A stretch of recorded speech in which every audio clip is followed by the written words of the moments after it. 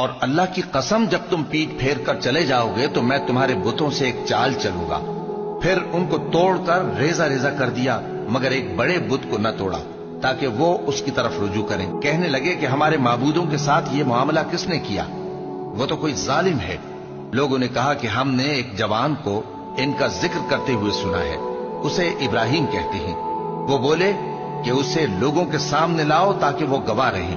جب ابراہیم آئے تو بت پرستوں نے کہا کہ ابراہیم، بھلا یہ کام ہمارے معبودوں کے ساتھ تو نے کیا ہے؟ ابراہیم نے کہا، بلکہ یہ ان بڑے بت نے کیا ہوگا، اگر یہ بولتے ہوں تو ان سے پوچھ لو۔ انہوں نے اپنے دل میں غور کیا تو آپس میں کہنے لگے، بے شک تم ہی بے انصاف ہو۔ پھر شرمندہ ہو کر سر نیچا کر لیا۔ اس پر بھی ابراہیم سے کہنے لگے کہ تم جانتے ہو یہ بولتے نہیں۔ ابراہیم نے کہا، پھر تم اللہ کو چھوڑ کر کیوں ایسی چیزوں کو پوجتے ہو جو نہ تمہیں کچھ فائدہ دے